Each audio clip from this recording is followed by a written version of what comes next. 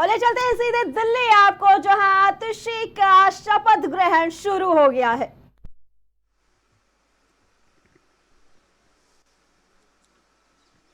मैं आतिशी ईश्वर की शपथ लेती हूँ कि मैं विधि द्वारा स्थापित निष्ठा रखूंगी। मैं भारत की प्रभुता और अखंडता अक्षुण्ण रखूंगी। मैं मुख्यमंत्री के रूप में अपने कर्तव्यों का श्रद्धापूर्वक और शुद्ध अंतःकरण से निर्वहन करूंगी तथा मैं भय या पक्षपात, अनुराग या द्वेष के बिना सभी प्रकार के लोगों के प्रति संविधान और विधि के अनुसार न्याय करूंगी।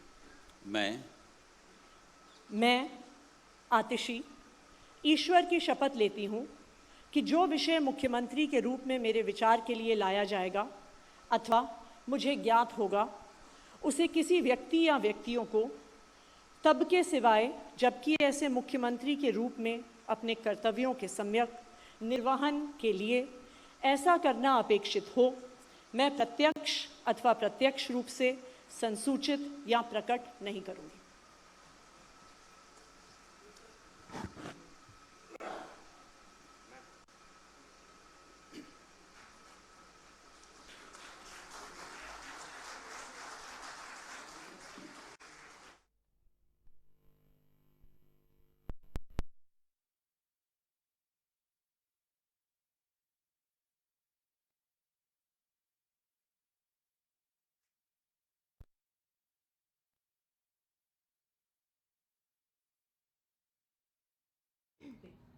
और ये आप देख रहे हैं, आज आतिशी अपना शपथ ग्रहण लेने के लिए पहुंची है दिल्ली के उपराज्यपाल वी.के. सक्सेना। उन्हें शपथ दिलाई है। उन्हें मुख्यमंत्री आतिशी का शपथ ग्रहण समारोह चल रहा है। अरविंद केजरीवाल के इस्तीफे के बाद आतिशी को सीएम बनाया गया दिल्ली का, और इसके लिए आज शपथ ग्रहण लेने के लिए पहुंची है। बता दें कि दिल्ली के उपराज्यपाल वी.के. सक्सेना ने आतिशी मलेना को शपथ दिलाई है। मैं सौरभ भारद्वाज ईश्वर की शपथ लेता हूं कि जो विषय मंत्री के रूप में मेरे विचार के लिए लाया जाएगा अथवा मुझे ज्ञात होगा, उसे किसी व्यक्ति या व्यक्तियों को तब के सिवाय जबकि ऐसे मंत्री के रूप में अपने कर्तव्यों के सम्यक निर्वहन करने के लिए ऐसा करना अपेक्षित हो, मैं प्रत्यक्ष या अप्रत्यक्ष रूप से संसूचित या प्रकट नहीं करूँगा।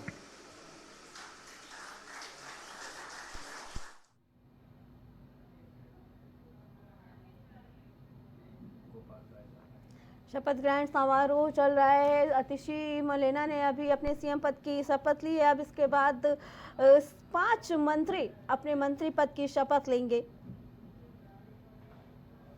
बता दें, दिल्ली के उपराज्यपाल वी.के. सक्सेना ने आतिशी को अपने सीएम पद की शपथ दिलाई है।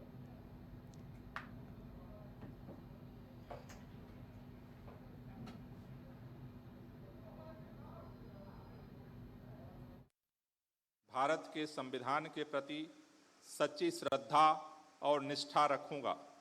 मैं भारत की प्रभुता और अखंडता अक्षुण्ण रखूंगा। मैं मंत्री के रूप में अपने कर्तव्यों का श्रद्धापूर्वक और शुद्ध अंत से निर्वहन करूंगा तथा मैं भय या पक्षपात, अनुराग या द्वेष के बिना सभी प्रकार के लोगों के प्रति संविधान और विधि के अनुसार न्याय करूंगा। मैं गोपाल राय ईश्वर की शपथ लेता हूं कि जो विषय मंत्री के रूप में मेरे विचार के लिए लाया जाएगा अथवा मुझे ज्ञात होगा, उसे किसी व्यक्ति या व्यक्तियों को तब के सिवाय जबकि ऐसे मंत्री के रूप में अपने कर्तव्यों के सम्यक निर्वहन के लिए ऐसा करना अपेक्षित हो, मैं प्रत्यक्ष अथवा अप्रत्यक्ष रूप से संसूचित या प्रकट नहीं करूंगा।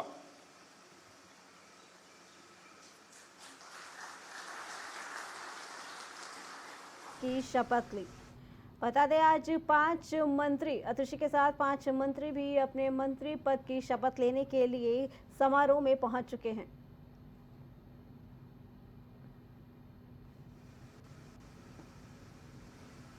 सौरभ भारद्वाज के बाद गोपाल राय ने अपने मंत्री पद की शपथ ली है। बता दें कि आज सीएम आतिशी ने अपने सीएम पद की शपथ ली है, जिसके बाद सौरभ भारद्वाज ने शपथ ली और गोपाल राय ने भी अपने मंत्री पद की शपथ ली है। आतिशी मलेना के साथ साथ 5 मंत्री भी अपने मंत्री पद की शपथ लेंगे। बता दें दिल्ली की तीसरी महिला सीएम बनी हैं आज आतिशी और सबसे कम उम्र की सीएम बनने वाली बन गई हैं। आतिशी सबसे कम उम्र की दिल्ली की सीएम बनी है। बता दें मुख्यमंत्री आतिशी का शपथ समारोह शुरू हो गया है, जिसमें उन्होंने अपने मुख्यमंत्री पद की शपथ ले ली है। अब इसके बाद सौरभ भारद्वाज ने अपने मंत्री पद की शपथ ली, उसके बाद गोपाल राय ने अपने मंत्री पद की शपथ ली है।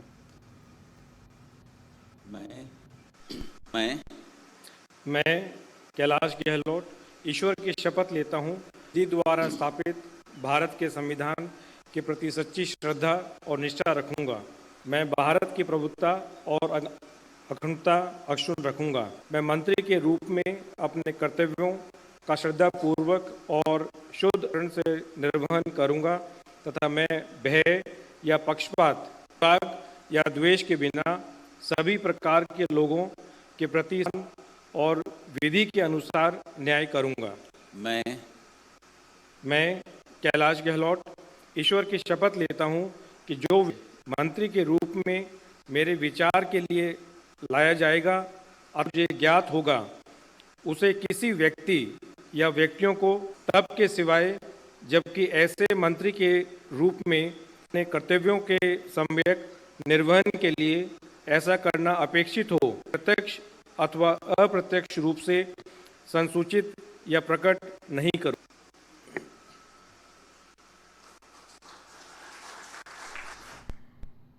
ये थे कैलाश गहलोत जिन्होंने मंत्री पद की शपथ ग्रहण ली। बता दें गोपाल राय के बाद कैलाश गहलोत ने मंत्री पद की शपथ ली है।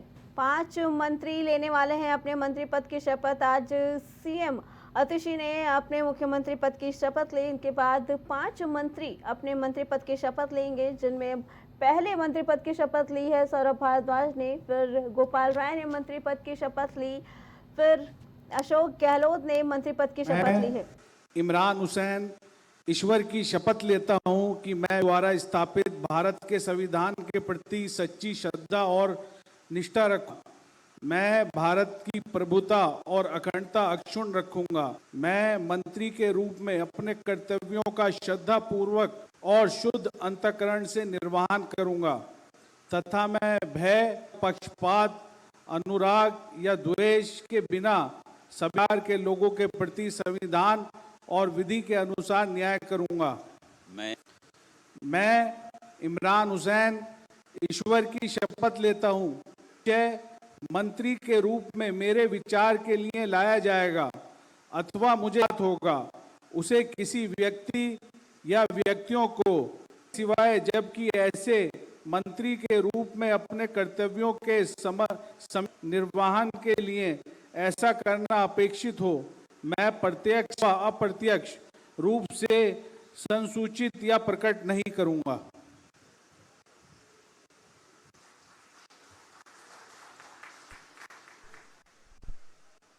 निभाने की शपथ ली है।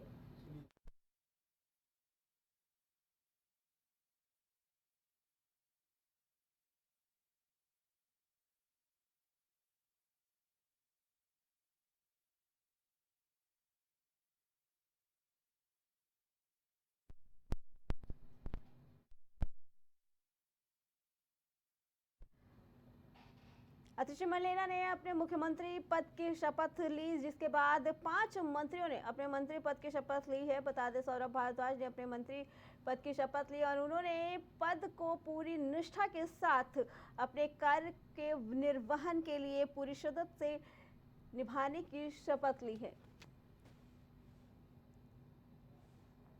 सभी मंत्रियों का शपथ कार्यक्रम समाप्त हो गया है। इसके बाद बता दें कि सीएम पद की शपथ ग्रहण ली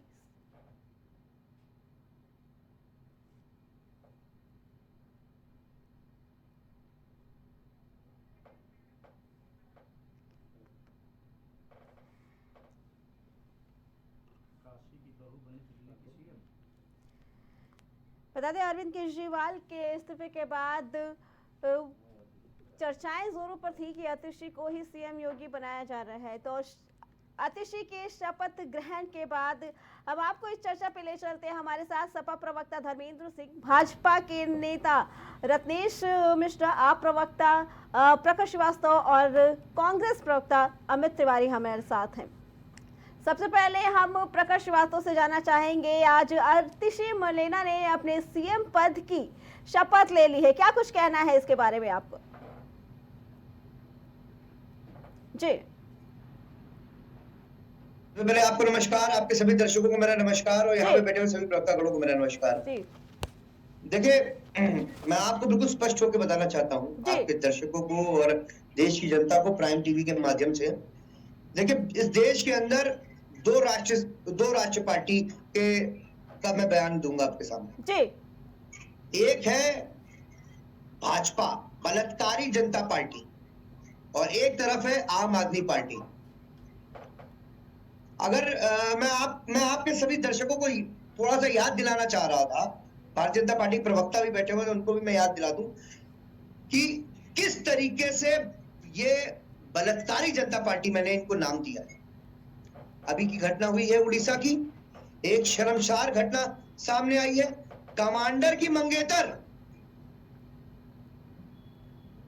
वहां की प्रदेश की पुलिस उसके साथ दुष्कर्म करने का प्रयास कर रही है, दुष्कर्म कर रही है उसके साथ। मणिपुर, जहां पर कमांडर की बीवी को पूर्व सैनिक की बीवी को नंगा अवस्था में परेड करी जाती है, और एक तरफ देखिए आम आदमी पार्टी है। हम वही पार्टी है जो महिलाओं को सबसे सर्वप्रथम आगे रखने का काम हम। प्रखर जी, आरोप तो आम आदमी पार्टी पे भी बहुत लगे हैं, फिर ऐसे में आप भाजपा के लिए ये शब्द जो यूज कर रहे हैं, आरोप तो आम आदमी पार्टी पे भी लगेंगे, बताइए। आप मुझे बताइए कि मेरा अगर मेरे द्वारा कुछ भी गलत कहा जा रहा हो तो आप मुझे बताइए। आप अपनी बात पूरी कर लीजिए तो मुझे आप बताइए जी, बताइए। क्या उड़ीसा में घटना नहीं हुई? क्या मणिपुर में घटना नहीं हुई? क्या भगवान राम, जहां पर भगवान राम जी का मंदिर है, भगवान राम प्रखर जी, तो क्या आप कहना चाहते हैं कि दिल्ली में ये घटनाएं नहीं होती हैं? देखा जाए तो आंकड़े सबसे ज्यादा दिल्ली से ही निकल के आते हैं। बिल्कुल सही कहा आपने, सही कहा। बिल्कुल सबसे ज्यादा अगर घटना कहीं होती है तो दिल्ली के अंदर होती है। बिल्कुल आपने सही कहा, और ये चीज आपके दर्शक भी सुन रहे हैं जी। इसीलिए मैं क्या, आप ये बताइए, आप मुझे बस इतना बताइएगा कि वहां की दिल्ली की पुलिस किसके हाथ में है?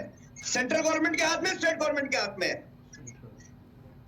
मैं आपसे जानना चाह रहा हूँ इस बात पे, फिर आपका ये कहना है प्रखर जी, अगर दिल्ली में कोई घटना होती है तो आपका कहना है कि वहां की पुलिस सेंट्रल गवर्नमेंट के हाथ में है, और उत्तर प्रदेश में या किसी और राज्य में होता है तो आपका कहना है कि भाजपा बलात्कारी है, भाजपा करवा रही है। आप अपनी बात पूरी कर लीजिए, फिर भाजपा प्रवक्ता से हम चाहेंगे आपकी बातों का जवाब दे जी।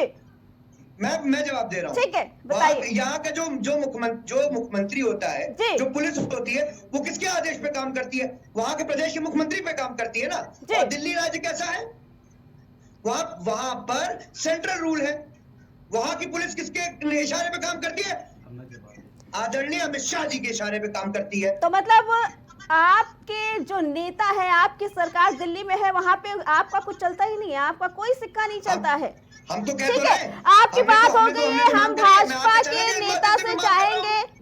के नेता से चाहेंगे आपकी बातों का जवाब दे जी। रतेश जी बोलिए, प्रखर जी का कहना है कि भाजपा बलात्कारी पार्टी है, क्या कहना है इसके बारे में आपका? अर्चना जी, आपको और साथ ही पैनलिस्ट को और देश की जनता को मेरी तरफ से श्री राम। और सबसे पहले मैं आतिशी मरलेना जी को बहुत बहुत बधाई देता हूं कि वो तीसरी महिला बनी जो दिल्ली की मुख्यमंत्री बनी है, और मैं आशा करता हूं कि उनके मुख्यमंत्री के काल में निरंतर दिल्ली को विकसित करने और एक मॉडल सिटी बनाने का काम करेंगी।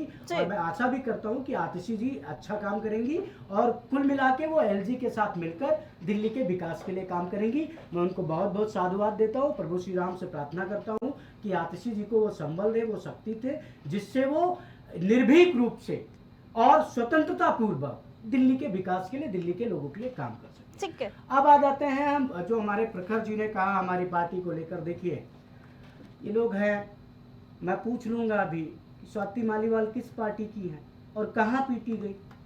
महिला आयोग की अध्यक्षा को आपके मुख्यमंत्री के घर में पीटा गया, आपके मुख्यमंत्री के पीए द्वारा पीटा गया। तो इस प्रकार के जो घड़ियालू आंसू है, जो दोहरा चरित्र है, वो मत दिखाया करिए। अब इन्होंने जो बात की कि भैया दिल्ली में जो है क्या कहते हैं पुलिस सेंट्रल के अधीन है, ठीक है, हमारे अधीन है, इसीलिए हमने अमानतुल्लाह खान जैसे व्यक्ति के खिलाफ कार्रवाई की, हमने ताहिर हुसैन जैसे व्यक्ति के खिलाफ कार्रवाई की जो आम आदमी पार्टी के विधायक और पार्षद थे और जिनका आतंकी गतिविधियों में हाथ था और जिन्होंने आईबी के ऑफिसर की दिल्ली दंगों में हत्या कराई। हमने खुल के कार्रवाई की और नेस्तनाबूद किया। अब एक चीज और कहते हैं, भैया आप ही की पार्टी की सरकार है पंजाब में, नशे में नंबर 1 पे है, पंजाब का युवा नशे में बर्बाद है और आपका तो मुख्यमंत्री ही नशे में रहता है। तो उस पर भी जरा सवाल पूछिए कि नशे में आपकी बुद्धि भी काम करती है कि नहीं करती है। दूसरी बात, भारतीय जनता पार्टी और आम आदमी पार्टी में अंतर क्या है अर्चना जी, इन्होंने अपने मुख्यमंत्री को बधाई भी नहीं दी शुरुआत में, उनको बधाई भी ना दी, इन्हीं की पार्टी के मुख्यमंत्री थे, सीधा आए और पिस्टल लोड की और भारतीय जनता पार्टी पे चला दी। अरे भैया थोड़ा सा तो गरिमा बनाए रखते, थोड़ा सा तो शिष्टाचार बनाए रखते। आपने अपनी ही पार्टी के मुख्यमंत्री को बधाई नहीं दी और मैंने विपक्ष का होते हुए भी आपके मुख्यमंत्री के लिए कामना की कि वो दिल्ली के लिए अच्छे से काम करे और बहुत बढ़िया काम करे। तो आरोप प्रत्यारोप की राजनीति तो सवाल का जवाब तो आया नहीं ना, फिर कर सकते हैं, लेकिन आज तो आपके ऊपर शिष्टाचार लागू होता था, उसमें आप चूक गए, आप चूक गए, अब आप चूक गए, सवाल का जवाब नहीं आया, आप चूक गए। प्रखर जी, रतेश जी शांत रहिए। अमित जी से जानना चाहेंगे। अमित जी मत कूदिए, एक सवाल और है, ये बात तो नहीं होती है। नहीं सीखना, मुझे इस व्यक्ति से नहीं सीखना जो अपनी पार्टी के मुख्यमंत्री को टिकट नहीं पता है पार्टी के लिए। धर्मेंद्र जी हमारे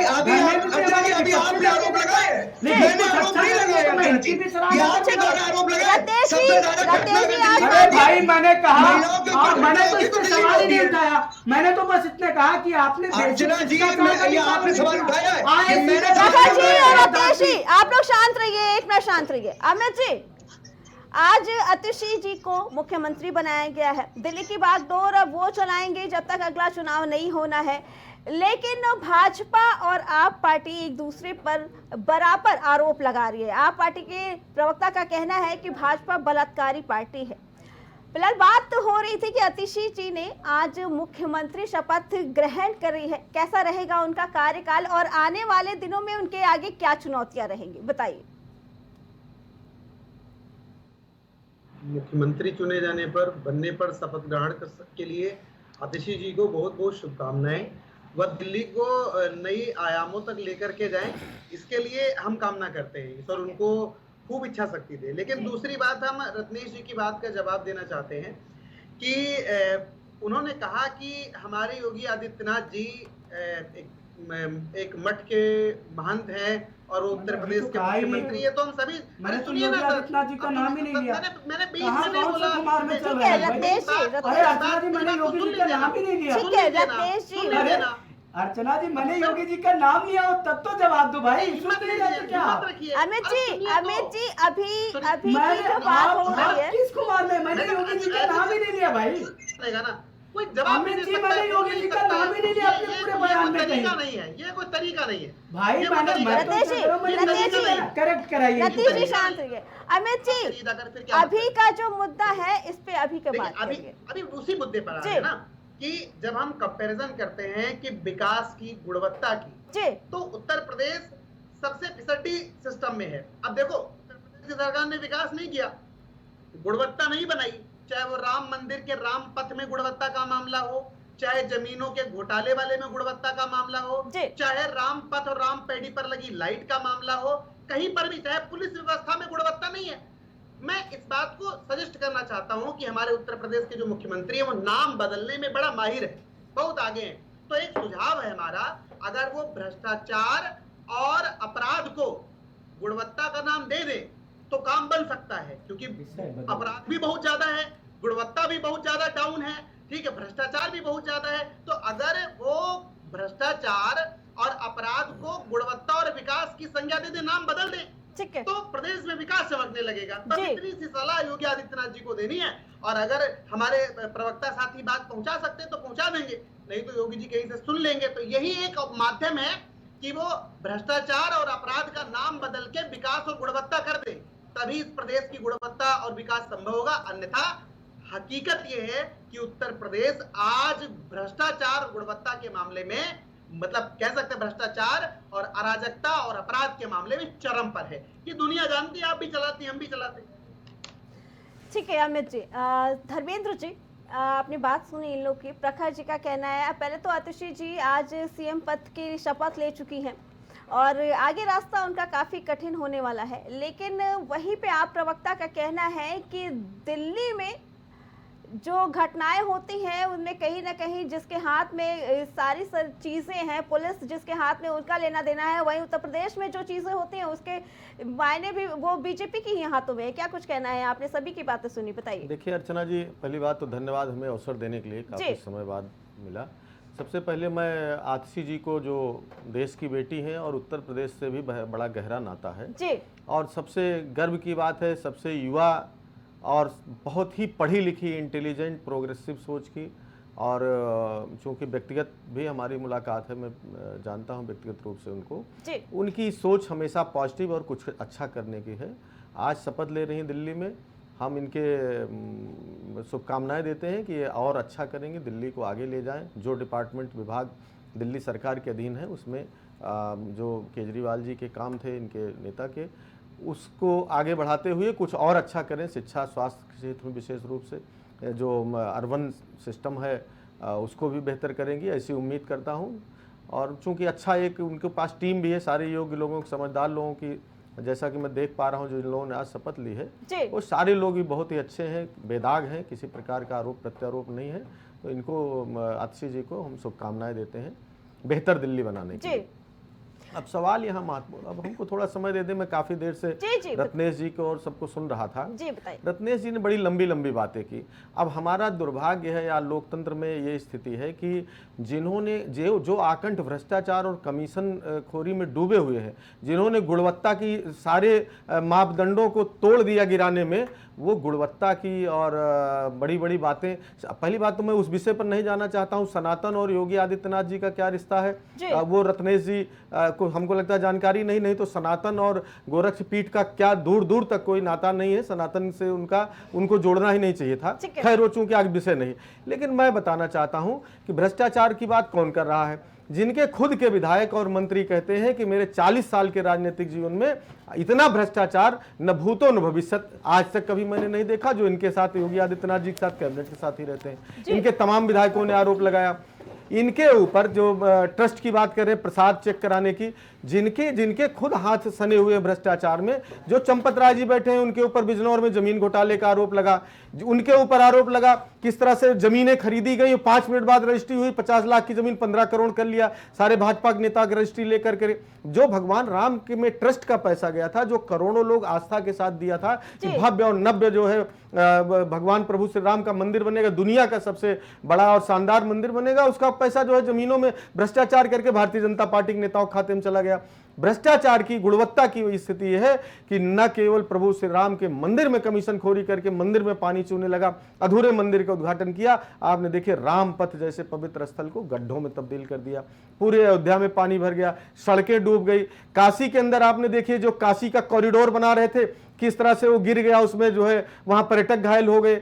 आपने शायद देखा होगा किस तरह से, अभी देख लीजिए वो पूरा वही, अभी भोपाल के अंदर कल की मैं देख रहा था खबर, एक ट्रक ही गड्ढे में, भाजपा के भ्रष्टाचार रूपी गड्ढे में पूरी ट्रक चली गई। तो जो आकंठ भ्रष्टाचार में डूब गए हैं, गुणवत्ता नाम की कोई चीज नहीं है। चाहे वो मूर्ति बनाया, देखा मोदी जी ने उद्घाटन किया, सैकड़ों अंग्रेजों के जमाने के बनाए पुल चल रहे हैं, जिनके ऊपर आरोप लगाते थे नेहरू जी पे, उनके बनाए हुए हर संस्थान, हर इंफ्रास्ट्रक्चर चल रहा है। ये इतना शानदार आधुनिक टेक्नोलॉजी से, ड्रोन टेक्नोलॉजी से और उसके बाद सैटेलाइट मैपिंग से जो बता रहे थे बहुत गुणवत्ता पूर्वक निर्माण कार्य कर रहे हैं, वो सारे ढह जा रहे हैं, पुल गिर जा रहे हैं, सड़कें डूब जा रही हैं, बिल्डिंग्स टूट जा रही हैं, खुद आकट भ्रष्टाचार में डूबे हुए कानून व्यवस्था की स्थिति हम ही नहीं कह रहे हैं। इनकी केंद्र सरकार की जो आंकड़े जारी करती है एनसीआरबी के, उसमें उत्तर प्रदेश अप्रत्याशित रूप से, चाहे महिला संबंधी अपराध हो, चाहे हत्या का अपराध हो, चाहे हत्या के प्रयास का अपराध हो, इन पर लगातार टॉप में बना हुआ है। उसके बाद योगी जी और हम भाजपा ऐसा चरण बंधन करते हैं, बोलते समय ध्यान नहीं दिए। हमने पहले भी कहा था, जहां तक जो प्रसादम की बात चल रही थी या कोई भी इस तरह की घटना हो जो संवेदना से, जो लोगों की भावनाओं से खेलने वाली बात हो, उस पर उसको फांसी दीजिए, कार्रवाई करिए, जांच करिए। लेकिन छोटा सा, जब तक आप तथ्यात्मक रूप से भी जांच हुई नहीं, चीजें क्लियर भी नहीं हुई हैं, आपने तुरंत आरोप लगा के उसको राजनीतिक कर दिया। अगर राजनीतिक रूप से करेंगे तो आपके साथ ही थे, आपके साथ उन्होंने, चाहे किसान बिल की बात रही हो, जब भी आपको जरूरत रही आपके साथ राज्यसभा में खड़े रहे, और आपके खिलाफ जब अविश्वास प्रस्ताव ला रहा था तब वो आपके साथ खड़े रहे, और चुनाव में भी दोनों तरफ वो संभावना देखते रहे, कहीं न कहीं आपको लाभ लेने के काम किए। आपने बिना जाने, बिना समझे, बिना पढ़े तमाम राजनीतिक दलों को लपेट लिया, राजनीतिक नेताओं को लपेट लिया। ये आपकी आदत है। आप चूंकि कुछ करना नहीं चाहते हैं, विकास के संदर्भ में बताने के लिए आपके पास कुछ नहीं है, पूरे पूरब से लेकर पश्चिम तक आप इंफ्रास्ट्रक्चर के नाम पे बता नहीं पाएंगे, इंडस्ट्रियलाइजेशन के नाम पे बता नहीं पाएंगे। योगी आदित्यनाथ के कार्यकाल में 2 दर्जन से अधिक नौकरियों की परीक्षाएं लीक हो गई, उस पर आपके पास जवाब नहीं है। आप दूसरों पर आरोप लगाते हैं, इतिहास में जाते हैं। आपने जो भी चीजें बोली भाजपा के लिए, हम चाहेंगे रत्नेश जी उसका जवाब दें। जी रत्नेश जी बताइए।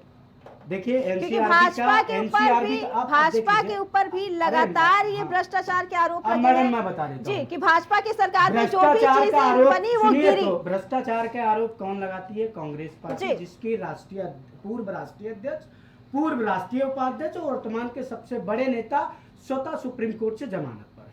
अब मैं उस पर कुछ टिप्पणी नहीं। तब आप भ्रष्टाचार, अरे भाई सुन लो, आपके बीच में नहीं बोला ना मैं अमित जी, अगर जमानत, मैं आपके बीच में नहीं बोला ना, मैं आपके बीच में नहीं बोला ना। आप सुनिए, फिर मैं फिर कहूंगा कि अभी फिर कहूंगा, अभी कई भाषा में जवाब दूंगा तो आप फिर चिल्लाएंगे। भाई इनको चिल्ला ले, फिर मैं जवाब दूंगा। अमित जी, रत्नेश जी को उनका जवाब देने दीजिए। धर्मेंद्र जी ने कुछ सवाल पूछे हैं, रत्नेश जी उनका जवाब दीजिए। मैं तीनों लोगों के सवालों का जवाब दूंगा। मैं तीनों लोगों के सवालों का ठीक है रत्नेश जी बोलिए। अब मैंने तीनों के बीच में एक बार भी नहीं टोका। ठीक है रत्नेश जी बोलिए। आप अपनी बात करें, तथ्य रखें, सब चुप हो जाएंगे। आप जब तथ्य रखेंगे कोई नहीं बोलेगा। तथ्य रख रहा हूँ, ऐसे कूदेंगे। मैंने कौन सा तथ्य रखा? क्या राहुल गांधी सुप्रीम कोर्ट से जमानत में नहीं है? नेशनल क्या आदित्यनाथ जी जमानत पे उनके मुकदमे रहे? वो भी साथ साथ बताइए ना। अभी आप पे भी आ रहा हूँ, अभी आपके भी नेता नहीं, उन पर भी, उन पर आपके भी नेता है। अरे रिवर फ्रंट तो आप बहुत साज कर लिए हैं, जो भ्रष्टाचार में 1 दर्जन से अधिक मुकदमे योगी आदित्यनाथ पर रहे।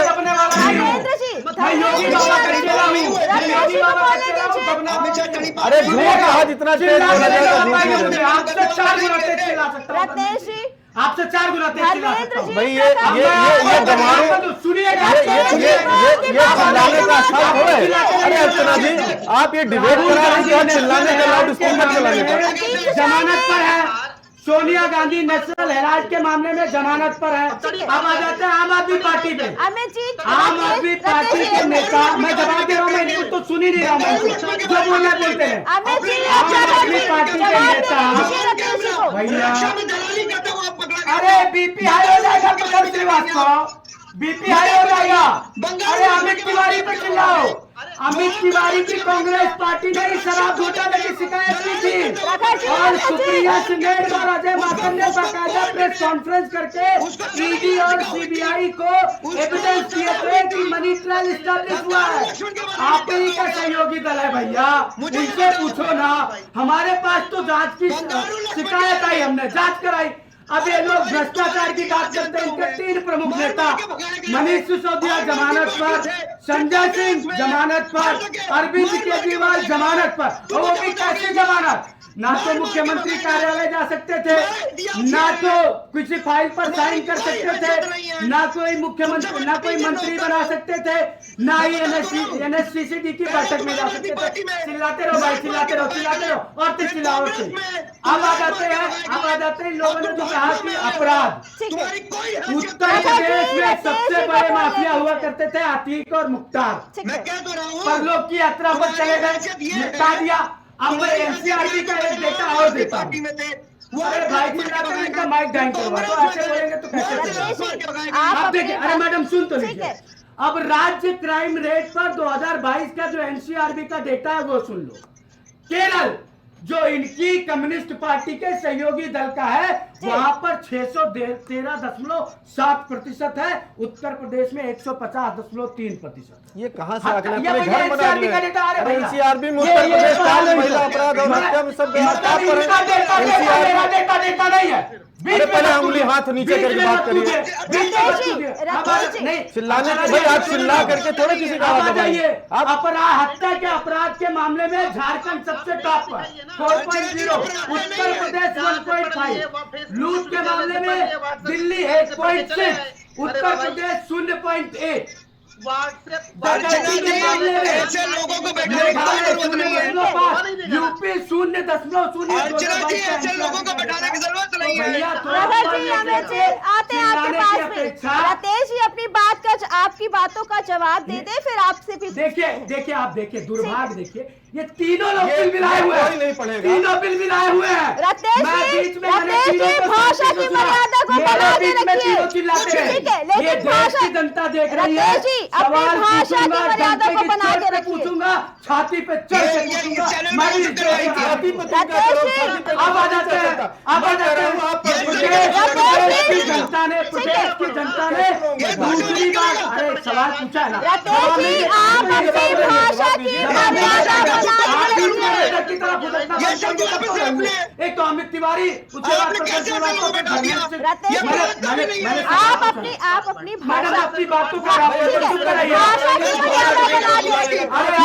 आपके पास जवाब नहीं आएंगे। अरे जवाब आपके पास आप बताइए ना, आप बताइए ना कि गोमती रिवर फ्रंट के मामले में एनसीआरबी का आंकड़ा क्या है? पढ़ के बताइए, हम नहीं पढ़ेंगे।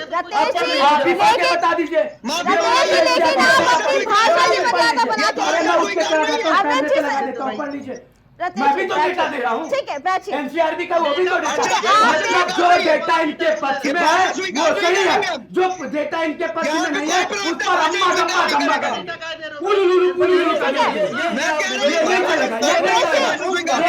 ये टीवी पे बैठ के नौटंकी करके आप हमको नहीं दबा पाएंगे। मैं डंके की चोट पे कह रहा हूँ कि सुनिए, अमित तिवारी की पार्टी ने शिकायत की, प्रकाश श्रीवास्तव पार्टी के नेता जेल गए, दोनों इंडिया गठबंधन के साथी दल हैं। पहले आप प्रकाश श्रीवास्तव, पहले आप बताइए सुप्रिया सुले को राजा मार्कंड ने जो प्रेस कॉन्फ्रेंस करके मनी ट्रेल ईडी और सीबीआई को सबूत दिए, झूठ बोल रहे थे। और अगर वो झूठ बोल रहे थे तो क्या झूठे लोगों के साथ अपना गठबंधन है? लोकसभा में झूठे लोगों के साथ चुनाव लड़े। और रही समाजवादी पार्टी, तो एक नारा लगता था 10 लाख लेखपाल, हमने उस समय पर खरीदी है।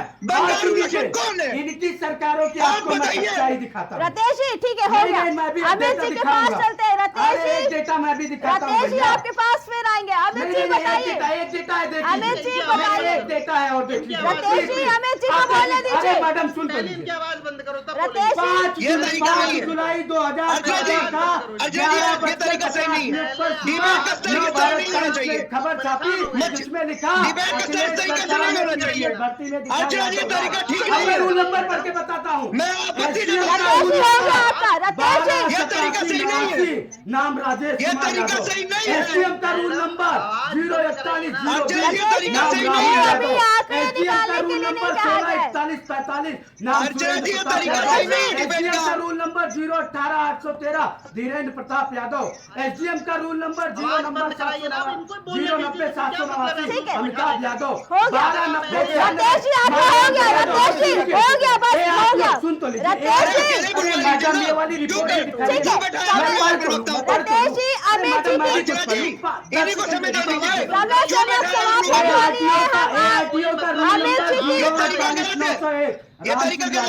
ARTO का रूल राकेश जी समय खत्म होने वाला है। राकेश जी बस करिए। राकेश जी बस करिए। ओम प्रकाश यादव 029 नाम ममता यादव।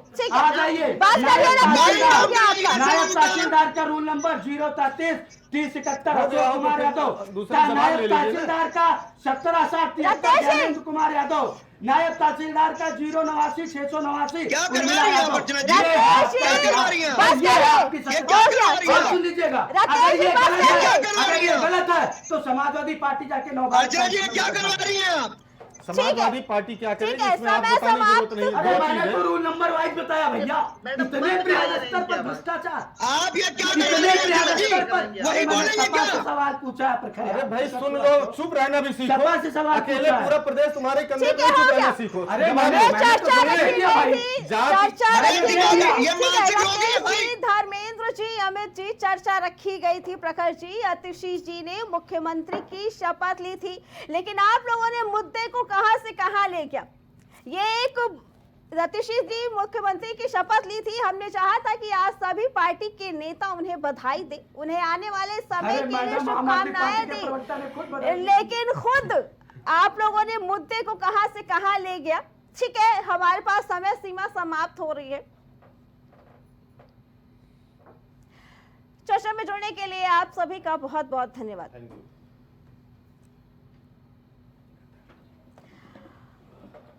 तो